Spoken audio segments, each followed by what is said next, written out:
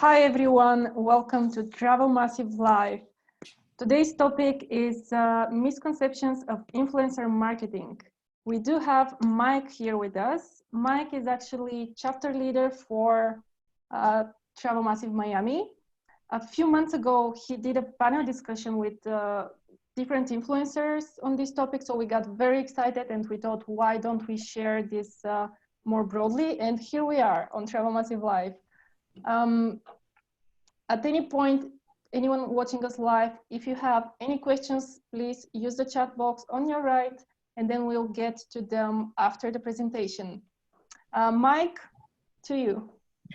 All right, thank you everyone for joining us here. I'm pretty excited about this. We hosted 2 local panels here in Miami on influencer marketing, and great response we had. And something that I've been noticing is that with influencer marketing, because it seems relatively new, there's a lack of information, a lot of misconceptions. So it brings a lot of companies to either ignore it completely or spend all their money in the wrong places. So I figured it would be great to create local events, and I'm really happy to be able to share this more globally with all of you. So thank you all for joining us here today. So navigating influencer marketing. Hold on, let me just see my slideshow presentation works. Okay, all right, cool. So here's an overview of the topics we're going to discuss today. We're going to talk about what is influencer marketing, how influencer marketing has evolved and how the landscape has changed, how to choose the right influencers. So we're going to explain the difference between what's a celebrity, a macro influencer, a micro influencer, or a nano influencer. We hear all these different terms and they can be a little confusing. What is the difference between an influencer versus a content creator? And then how do you measure results of a campaign? So, all right, so influencer marketing, while it seems like it's something that's new, it's actually been around for a very, very long time. Think about like Michael Jordan sneakers, where they partnered with Nike to promote that, or people featuring their product on Oprah Winfrey. I know someone whose company took off, internationally after being featured on Oprah Winfrey twice. So it's always existed, but what social media did was it created more access. It gave access to anyone who would like to be an entertainer or an influencer, or pretty much run their own TV show on social media, which also created access for a lot more brands to be able to work with these channels and to be able to reach a wider audience through that. Another thing that it also brings is third-party validation. When someone reputable is talking about you or about your product, it brings a lot more validation as opposed to you just advertising yourself and saying, hey, we're the greatest. You have someone coming out there and saying, we love what you do, we love what you offer, what you sell, and we recommend that you purchase this as well. So that is just the basics of influencer marketing. Now, some things that have evolved in influencer marketing over the last couple of years. So first of all, the market has become saturated with influencers. There are so many people are influencers, everyone claims they're an influencer, which just makes it a lot more confusing to how do you navigate this space. Who's the right one to work with and who's not the right person to work with, who's good for your brand, who's going to bring you results. I've spoken with a company who worked with a major celebrity and said they got no results until they realized that that celebrity, they were selling a very luxury product, actually, private jet charters. And they worked with an A-list celebrity, but their following is mostly young teenage kids that don't really have that kind of budget to spend. So it's important to work with to choose the right influencers. Another issue that's also become very common and talked about a lot lately is fraud. There's a lot of fraud in the influencer space. Now, fraud can come in ways typically like people having fake followers, or even having fake likes and fake comments. Those are things you usually look at someone and say, hey, this person has 100,000 followers, but half of them may be bots. So usually you would look at how many likes do they have versus their followers? Do they have 100,000 followers and they're only getting 50 likes on a post? That looks a little bit strange. There's something wrong with that. Now that wasn't enough because they came out with bots that will also show more likes so you can get, 1,000 likes within the first 20 seconds that your post went up, and now you look like you have crazy high engagement. So another thing that people were looking at as well was then comments, but comments are also become automated, where there are bots that can automate the comments as well. So there's a lot of fraud in the space. So you may think you're working with someone who has a very, very high reach, and yet you may not necessarily see the results that you would like. And that can be because they may be doing fraud with how they're conducting with the way they're managing their account and the way they're presenting their followers. There are a lot of new technology services coming out there that are using AI to detect fraud and to use all different kinds of data points to figure out what is legitimate and what's not legitimate. A lot of them are also, pulling data from so many different Instagram accounts, so they're able to compare the authentic ones with the ones that fall out of line. But in a good way, where it's changed is that there's a lot more proof today on the value that it delivers.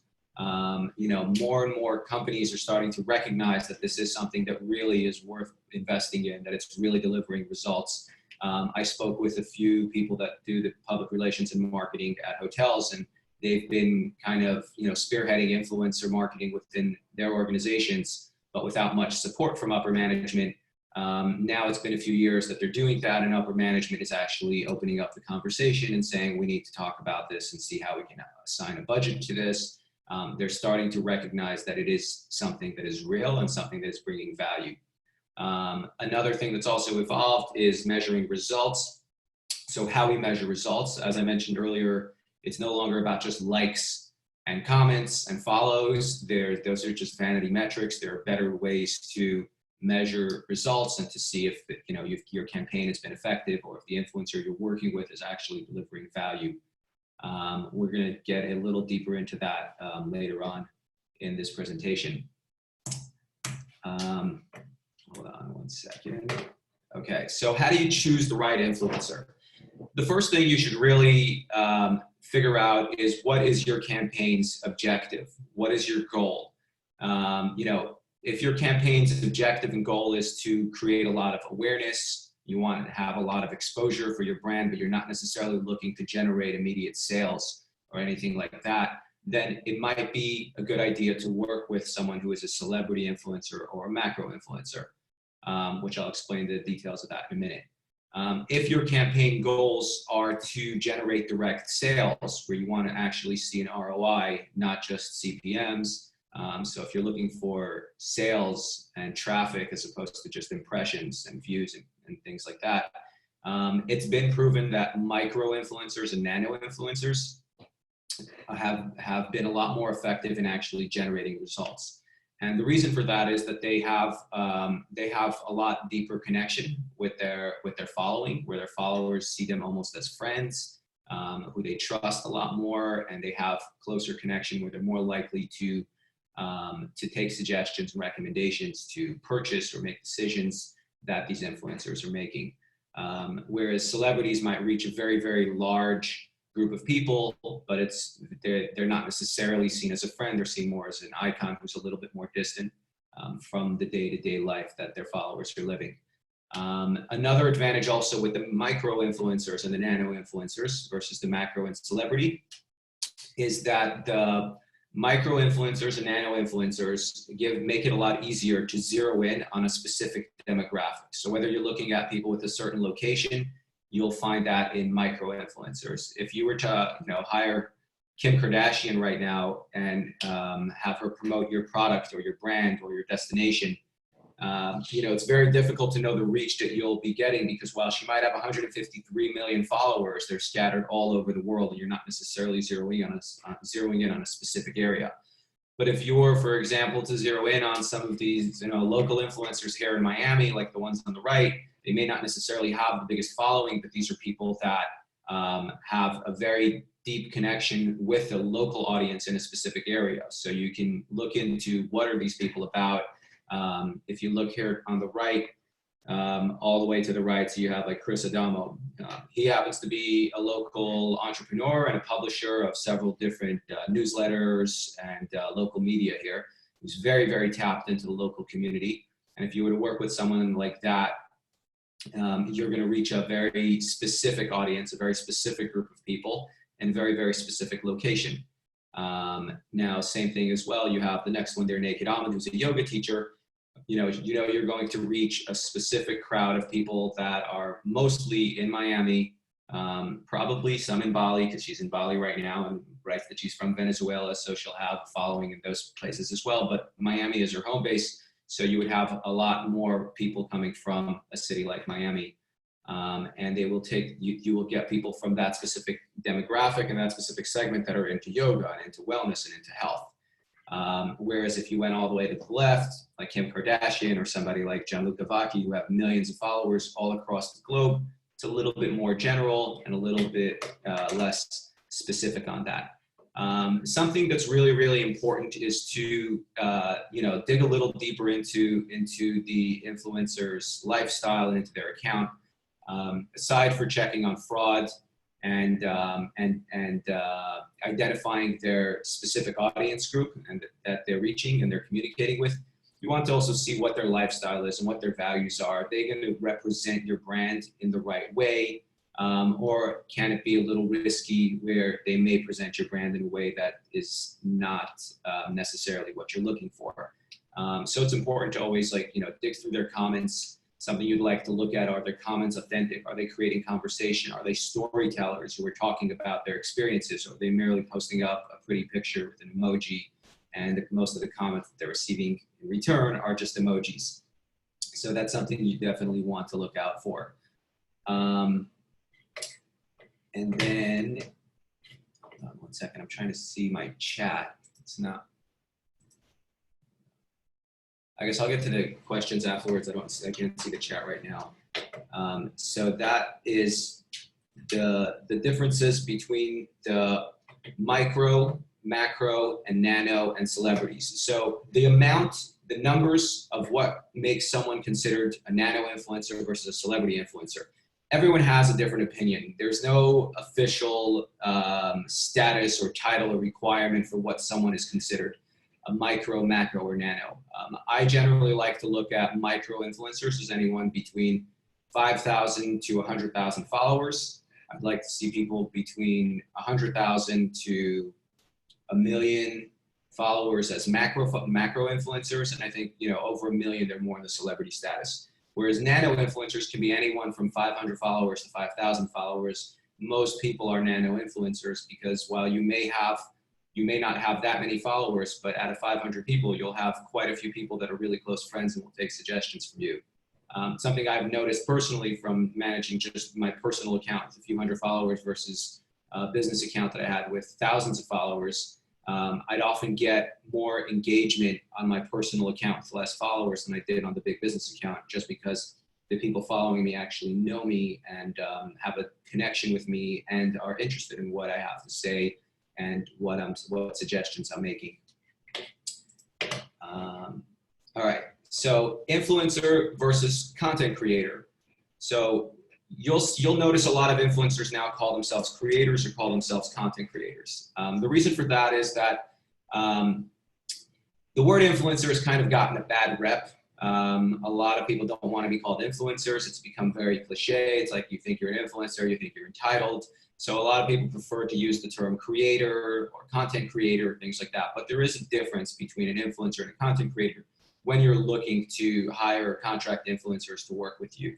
An influencer, by definition, is someone who has high influence. So that means that they reach a very, very large group of people and they can influence their decisions. However, it does not mean that they create great content. You can just be someone who is, talking all the time, but not necessarily producing any beautiful photos or beautiful videos. You're just getting on live stream all the time, and you have a lot of people engaging with what you're doing. Hold on. 1 second. So a content creator, while they may not necessarily have a large audience, they will create really, really good content. Now, you might ask, why would you want to work with a content creator that doesn't have the biggest audience or the most engagement?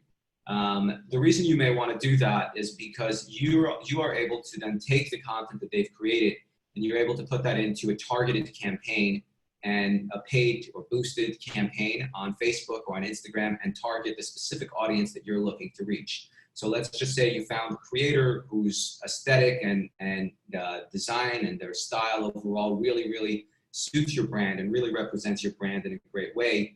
However, their audience is just not there, or their audience is not the audience you're looking for. It's not as large as you need. You're looking for perhaps a lot larger scale campaign to reach a lot more people. But you are able to work with them as well, just as content creators, and pay them just for the content that they're creating. And then, set your own marketing up on Facebook and Instagram to target specifically the audience that you're looking to reach. So let's say you found a content creator that's in Bali, but you're looking to really get people from the United States to come and visit Bali. So you're able to then take their content and boost it to specific people and specific groups. And it's really good with Facebook and Instagram. You're able to really zero in on very specific details on a group of people that you're looking to connect with. I also put in there graphic designers versus news outlets. A graphic designer doesn't necessarily have an audience, but they will create great content, versus a news outlet which has a great audience, but they're not necessarily going to design the best ads. So if you put the two together, you're able to really create a winning campaign. So don't only look at their audience and their reach, look at the content that they're creating for your brand as well. Now, ambassadors and advocates, that's something that is often overlooked. Many companies will, just look at influencers like, okay, let's do this campaign and move on. But something that you really want to focus on is the long run. You want to focus on how do you take these influencers and turn them into brand ambassadors or to brand advocates, people that are consistently promoting your brand and representing your brand, where they align with your brand. And it's a lot deeper relationship than just a one-time experience that they're having at your hotel or at your restaurant, or skydiving, or whatever product or service or experience you're offering. They become more long-term ambassadors who are always talking about your brand, who are always talking about your destination, who are consistently visiting your business and promoting it, where they're really advocates for your brand, as opposed to just an influencer who did a one-time shout out and then moved on. So I think it's really important to build these long-term relationships. Often you'll need to start with many influencers and kind of, sift it out until the ones that really prove themselves to bring the most value to your brand and to align the most with your brand, to work with them towards becoming brand ambassadors and brand advocates. So now, how do we measure results? So it used to be just likes and follows, and people would look at how many likes did this post get, how many new followers did my post receive. Today, it's changed a lot beyond that. We're looking a lot more engagement. Is one way people are looking a lot at engagement is shares and saves. Now, that's not just the way that marketers are looking at engagement, but it's also a way that Instagram's algorithm right now is also measuring the performance of posts. How many shares and how many saves did the post get? So if you posted something, it may have gotten 1,000 likes and 100 comments, but it didn't get any saves or any shares. It's not necessarily going to be valued as much as someone who may have gotten half of the amount of likes and comments, but received a whole bunch of saves and shares, because when people are saving it, it shows they really had an interest in it and they'd like to get back to it at some point and get back to reference that. I think that's also really important within the travel space, because oftentimes people will get inspired on where they want to travel, what experience they'd like to have, yet they may not necessarily make that decision at this moment, but they'll go back into their saved folder on Instagram and see, what were places I checked out that I really would like to do. You can organize it with different folders, so they may have different folders for different destinations they'd like to go, and save the images where they'd like to, the places they'd like to see. So saves are really important. Shares are also a really important way to measure as well. If you're working with influencers, they're able to pull this analytics and they can send you the insights. You should always ask for that report. There is also software out there, if you're running more larger scale campaigns, since most of the software is expensive, that can actually track all that for you and can deliver you the full data as far as to, what demographic you reached, what the engagement was on all different levels. saves, shares, likes, comments, all that good stuff. Now, another way to really measure results, and if you're focused on ROI and you're focused on actually driving business and driving sales and not necessarily just the impressions and the engagement, trackable links and affiliate coupon codes are a great way to track the results you're getting from influencers. Now, while Instagram does not let you put links in regular posts, they do allow accounts that have more than 10,000 followers to place links in their stories. So if you've ever seen those swipe up links and you wonder why you don't have it, if you have less than 10,000 followers, you do not have that feature yet unless they decide to change it at some point. So if working with influencers, I would highly recommend, if you do have a direct call to action, to use a trackable affiliate link so you can track exactly how many swipe ups they got, which means how many people have visited your link through that influencer. They're also able to place it in their bio. So if you're not doing stories, you can also put it in bio. Usually they would only do that for a limited amount of time, as they're not only talking about your brand all the time. So that is one thing. And another way to also work with it is coupon codes. So even if you're not doing swipes on stories, and stories only last for 24 hours, you can offer promotions with coupon codes that influencers can offer to their followers. And that is another great way to measure where those coupon codes came from. And you can see who's actually delivered results and who is not. Something that can also be good about the coupon codes is, since people will often discover posts at a later date, and they may not necessarily book it at the same time, they'll look back to it a month or two later, they'll still see that coupon code in the caption of the post. And that will be a way for you to track where the sales came from, even if it's later on down the line, beyond the time that you executed the campaign. That is it. And now I will find my chat window so we can answer some questions. Just a moment. We don't have any questions yet, but everyone, please ask us anything about influencer marketing.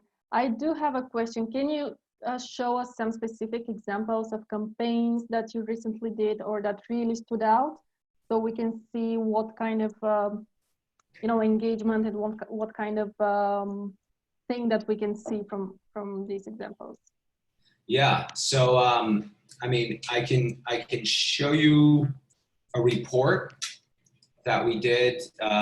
We did for a campaign in a local restaurant. I can show you a report. I just need to find it, so give me 1 second. But something that I very recommend to all. Mike, you're breaking up. To really focus on creating something offline. Okay. Can you able to hear me now? Yes. Yeah. Can you repeat the last few sentences? Yeah. Yeah. So I think it's also something that's overlooked a lot is creating offline activations that will trigger engagement online. And what I mean by that is certain businesses will create something in the space that will tempt people to photograph in front of it and post it. That's something that I see a lot of forward-thinking newer companies are doing and really, really crushing it organically, activating social media without necessarily hiring anyone to promote them or to promote anything, just by having something as simple as a very cool piece of art on the wall that people want to photograph in front of. That's something that a lot of places are using. I mean, you'll see a lot of people even using just these meme billboards that everyone wants to take a picture in front of. Those are very simple, basic ways. In hospitality, having very, very good presentation of the food is something that's really, really important. Another thing that also a lot of businesses overlook is what is the condition of that creates the best photographs. So is your lighting correct?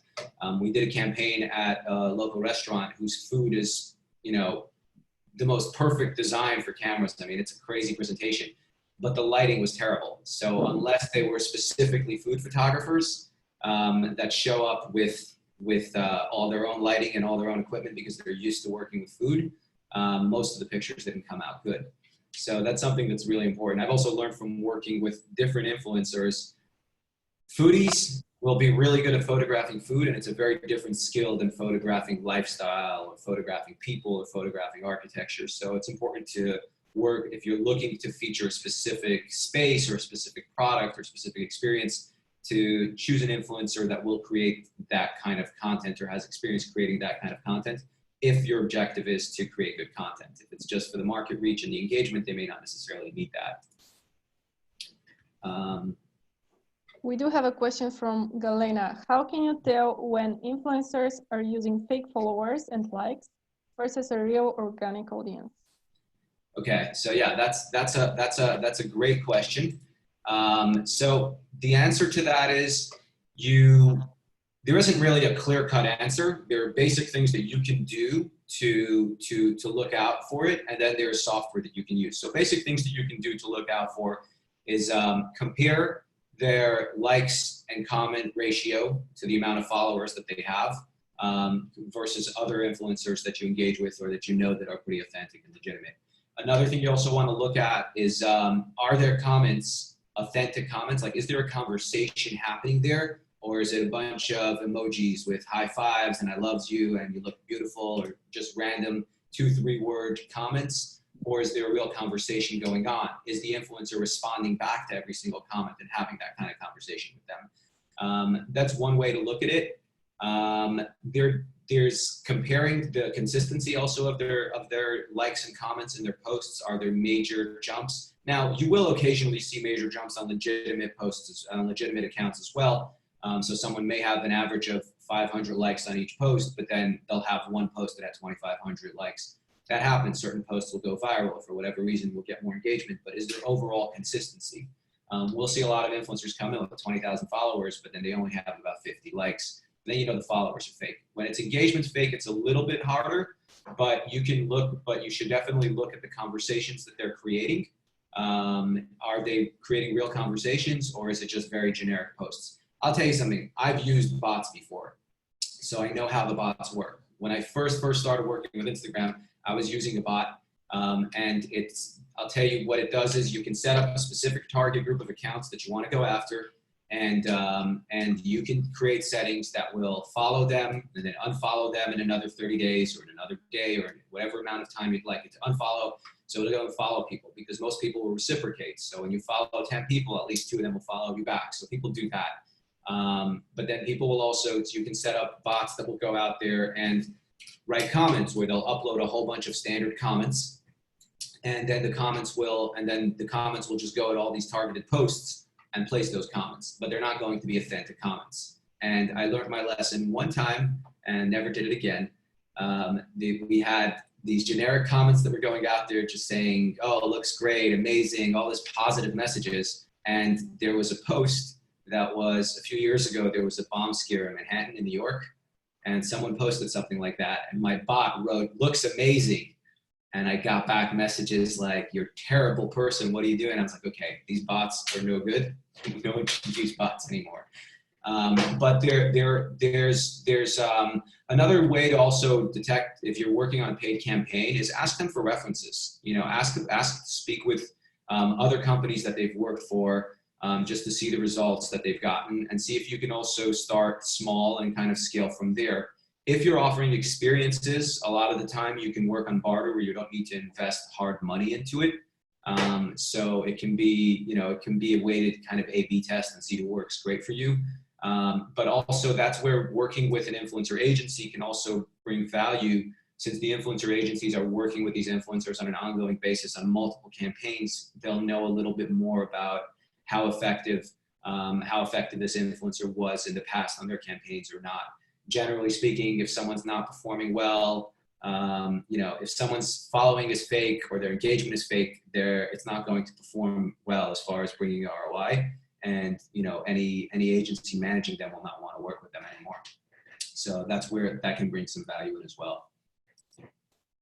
Great. We have a question from Mian. What about TikTok, Snapchat? Are these platforms you influencers and brands are working with in the United States? Yes, absolutely. So me personally, not. Brands are definitely working with them. So something important, the difference between a lot of these platforms are also the demographic of people that they reach. Generally speaking, LinkedIn will reach an older audience. usually more business-minded. So you'll reach young people on it as well, but you will have people that'll be over 50 on LinkedIn. Not that there aren't younger people, but it probably has, out of all the platforms, has the most reach to people that are over 50. Facebook, I'd say, is probably more between like 30 and 50. Instagram is more like between 20 and 40. And then TikTok and Snapchat are more teenagers. So if you're looking to get a more teen demographic, then TikTok and Snapchat are great ways to go. And not just with influencers. From what I hear is that they're actually, as far as like paid advertising, I know Snapchat is one of the best values for your money. It's really, really cheap to advertise on Snapchat because they're, trying really hard to remain relevant and to grow. And they're offering advertising for really, really cheap if you're doing paid advertising. But again, you're going to reach a very, very young demographic, which is great because, they have the longest life cycle as customers, but if they're not necessarily the ones making the decisions to spend, so you have to keep that in mind. We have a question from Alexa. Do you have any recommendations for a new startup that is just getting started where there isn't a large marketing budget? Okay, yes, depending on what it is that you have to offer. If you think of any value proposition that you can give, a lot of influencers, especially micro influencers, nano influencers, will work for free product. So sending free product or giving access to free product is something that you can do to really reduce your costs. Another thing you can also do is work with influencers on affiliate commissions. So obviously you'll lose out on certain influencers that only want to get paid per post, but often the smaller ones, the micro influencers, will be a lot more open to working with affiliate commissions, which will also help build more. I'm a big believer in affiliate commissions. I've done sales most of my life, so I think everyone should get paid some kind of commission or incentive based on their performance. So that's a great way to start without much of a financial investment. Of course, you'll have to handle that in-house if you're on a too tight budget to hire an agency for it. But just reach out to a lot of influencers, and it's a numbers game. So I'd recommend building a large list of the targeted influencers you want to work with, and then set up an email campaign to go out and target them with what you have to offer, and start activating a few at a time and see how it goes from there. One thing also that I'd like to mention. Something that's we're talking here about social media, but influencers are not necessarily only on social media. If you think of people that have podcasts, great way to get out there. That's another form of influence. Anyone who has a large newsletter going out is a very, very effective way to reach people. It can be very lucrative to partner with a newsletter and offer them an affiliate commission just using a trackable link, and there's a lot of easy ways to do that, and then not making much of an investment in that. So if you can think of, who would be aligned with the customers that you're looking to reach and set something up with them on an affiliate basis, can be a great way to work on a low budget. Great.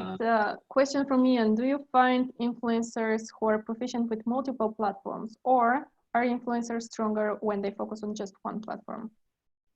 So that's a great question. I think that generally speaking, there's a saying that you can have the jack of all trades and a master of none, or you have the one who's kind of the master of their craft. I think that with social media, I don't think it's impossible to be good at all the platforms or to have a great reach on multiple platforms. I don't know about all the platforms, but on multiple platforms. But it's different kinds of content that you need to create for different platforms. So I think if you're looking to reach specific people, focus on the ones that are on the platforms that you're trying to reach. Of course, if they have, if someone's big on Instagram and they also have a YouTube following, that's great. It gets you more exposure. But I think like if you're focusing on Instagram, get the ones that are really good on Instagram. And if you're focusing on YouTube as well, look for the ones that are really good at YouTube, and not necessarily bank on one of them reaching both markets really well. Although I don't think it's impossible, but I think it's better to focus where they're best at, because I met someone who had 8 million followers on Instagram, but then he told me he's got like 15 million on Facebook. So it's close, but it's different. I don't think we have other questions in the chat box, but please, anyone who have any interest in anything you want to ask Mike, now is the time. Use the chat box on your right. Yeah. I'm also going to share the report that you were asking me to see. Can you see it? Yes. Okay, so this is, yeah, this is a local restaurant we did an event at we brought influencers in. The event created from stories, we reached 80,000 impressions. There were 1,642 clicks on Barton G, which was the restaurant's Instagram account. So 1,600 people visited their Instagram account. 86 people tapped on the location. So in the post, there was location taps. If you're not sure what location taps are, locations are really important on Instagram when people use locations.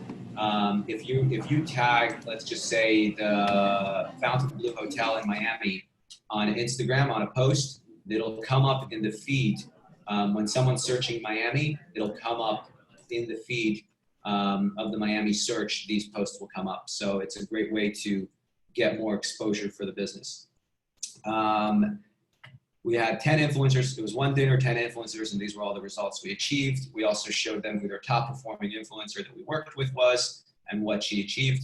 She posted 11 stories and she got 1,178 clicks on Barton G. So she got most of the clicks there. Was it most of them? Yeah, she got most of the clicks to Barton G. Location taps, impressions, and all of that. So she was the highest performing influencer that we had at this campaign specifically. Is that a public report? Can you share a link to this on the chat, or it's something that it's only for you? I don't have it published publicly. Okay. I can email it to anyone that would like to see it. Yes, you can send it to me, and then when we do the webinar recap, I will send it to people. Sure. Yeah, absolutely. Absolutely. We do have another question. Is there an influencer etiquette for working with brands that are competitive?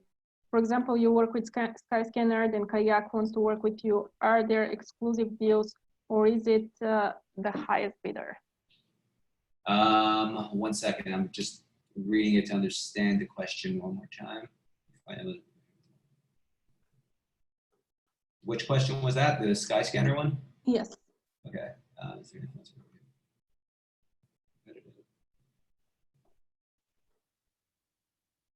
So yeah, that's a great question, and I think that that's something that should be negotiated. I think that's something that should be made clear or agreed upon. So if you don't want them working with specific competitors, there should definitely be a contract in every single agreement.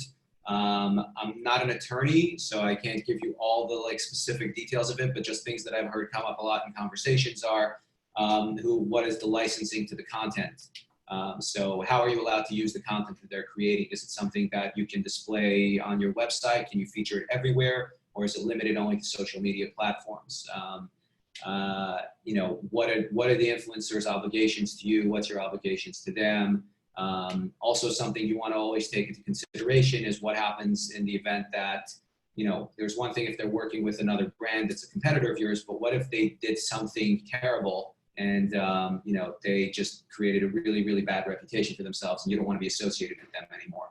So those are all, challenges and things that need to be looked out for. I would recommend either using a good lawyer to write up those contracts, or if you're working with an agency, make sure that they have a good lawyer in place to set all that up. Usually agencies will have already standard templates that they work with on that, but that's something that's definitely important, and I appreciate that question. We have another one from Ian. Instagram is removing likes. Does this make it harder to measure results, or is it making it a fair playing field that focuses on quality content? So I don't think it makes it harder to measure the results, because to my knowledge, when you look now, even at posts that have the likes hidden, if you actually tap on it, it still shows you the likes. It's just not in your face, right when you're looking at it. And I think on the analytics side, on the insight side, you can still see that. So you should always check the insights, but something to be careful with. I've noticed influencers may send you a screenshot of their insights. However, it could be photoshopped. So it's something to look out for. I noticed at one point that someone sent me results from a campaign, and I was wondering why her results just looked different than everyone's. And then I realized that the font even that they used for the views was like a typewriter font, and I don't think Instagram has that unless there's a special plugin I'm not aware of. So that's something to also be careful with as fraud, as far as having photoshopped insights and things like that. That's why using software that plugs in directly and pulls the analytics directly from their account is the most effective.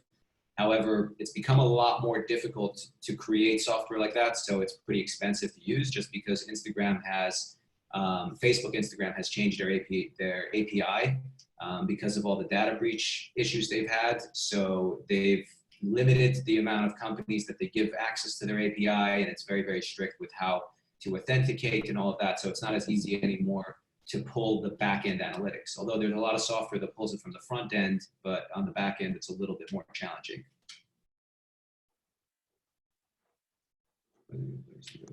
There's a part for travel massive meetups. Where is let's repeat that for the recording. Where is a good place to go to find influencers apart from Travel Massive site? That's a great question. So first off, I mean, you can do it the manual way of, you know, doing searches on Instagram and finding people you want to work with if you're looking to work at a small scale.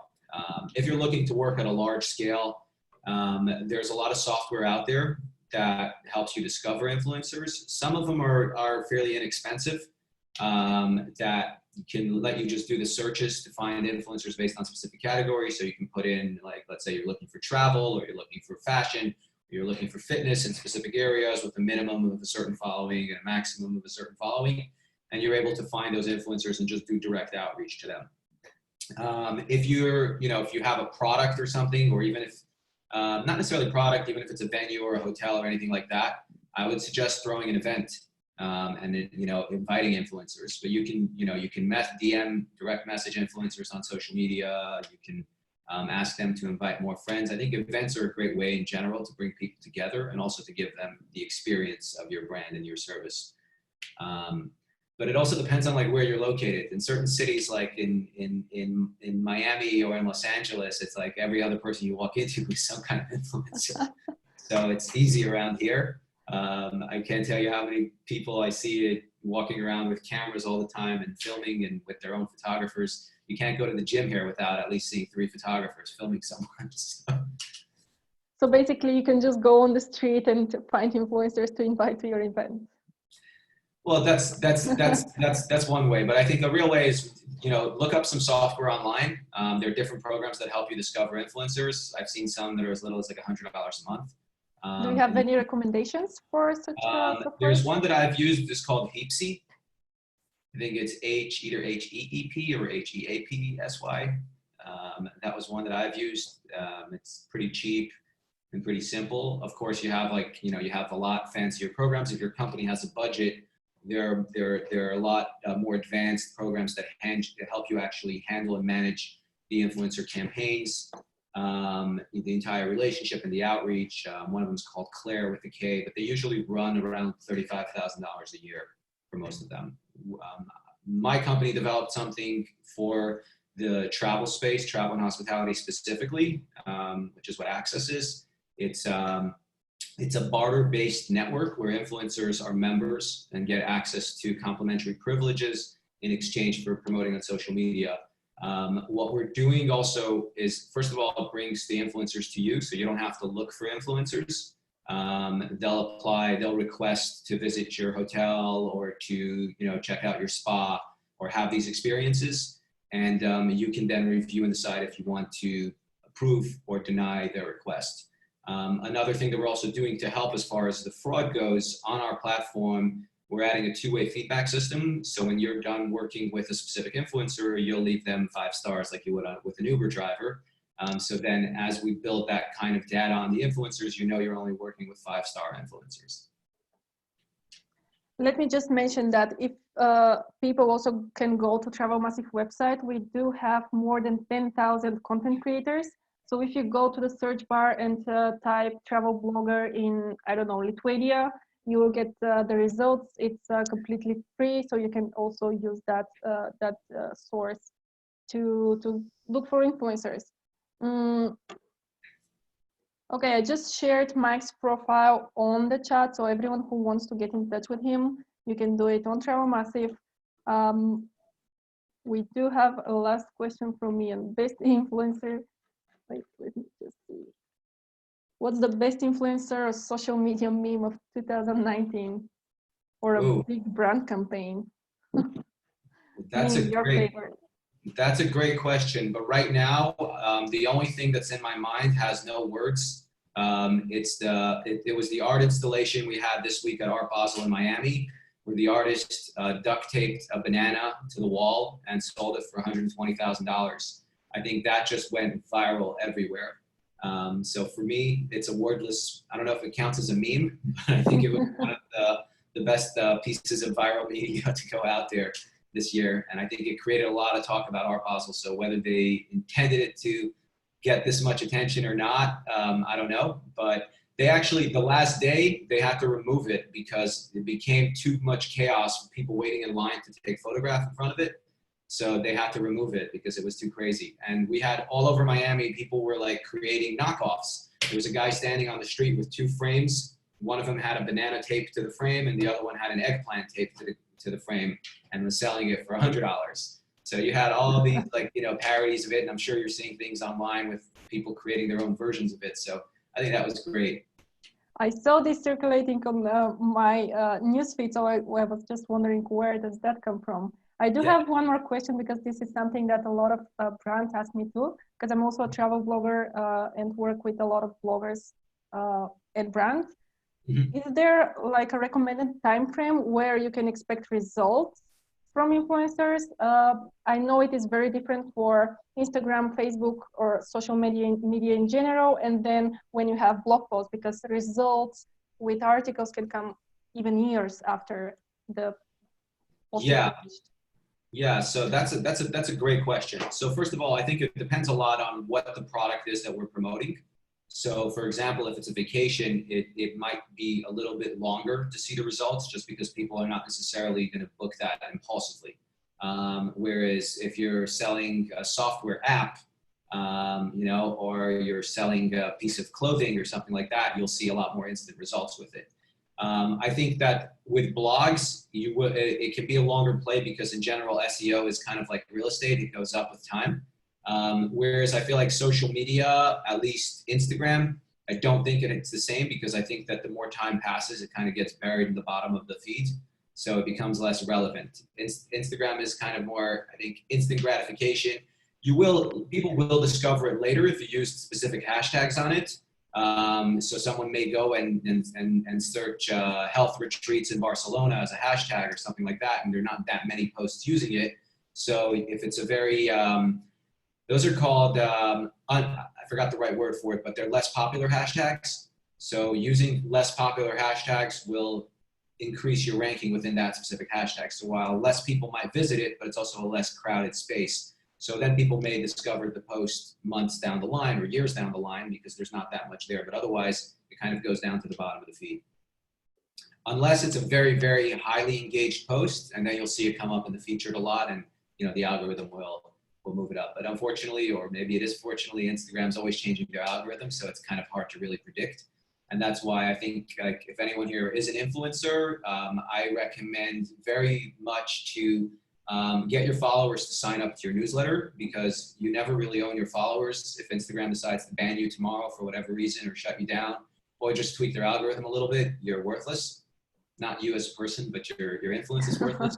But emails is something that you always have, and you can always move your email from one email account to another. Even if your email got banned for spam, that I hope it doesn't, but you can still move that list over to another email platform. So I think it's very important for people to move their followers over to their email address, to their email accounts. And something that I've noticed also with Gary Vaynerchuk, which I'm sure many of you know him. If you don't, follow him, Gary V. He's speaks all about marketing, social media, and all of that. Not so much on influencers, more on social media in general. He's become kind of a guru in the space. He's been putting his phone number now on everything. It's like, text me, because no one's doing that. And that's a way for him to build a list of people's phone numbers for text messages, and he can market to them through texting. You might be getting 100 emails a day, and you're only looking at the ones that come up as important, but you're not getting that many text messages. So sometimes looking at that market or that territory that no one's taking advantage of and going against the current is where you'll really get the most traction. Awesome. Mike, tell us where people can find you and get in touch with you besides Travel Massive. Sure. Yes. Can I put it in the chat? Of course. Sure. So what is it? Not typing? Hold on. I'll put my Instagram handle and I'll put my email address. And of course, you can find me on LinkedIn as well.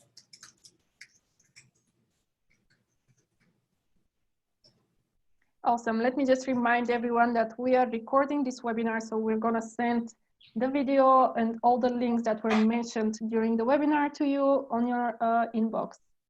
So yeah. Do you want to say something to wrap this up? Yeah, well, first of all, thank you everyone for participating in this. I'm excited. It's the first time that I'm hosting presenting a webinar. We've done a couple of panel events, and it's the first time I think I'm talking about the influencer marketing to an audience on my own. So thank you so much. If there's any way that I can help you out, reach out to me. Even if you just have some questions or need some advice, I'm happy to help out. If you are an agency or a destination or brand that can benefit from influencer marketing, I'm happy to offer you a free trial of the Access platform.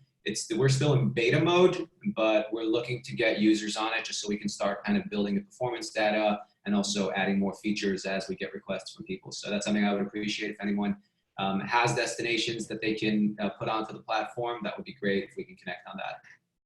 Awesome. Thank you, Mike. I wish you a lot of success with the Miami chapter and with your ventures. Thank you all for joining this Travel Massive Live webinar. We are going to be live next week talking about I Like Local, how it was founded. It is a marketplace for local tours, which is making a social impact in the communities. So join us live next week, and thank you again for joining. Thank you all. Have a great day.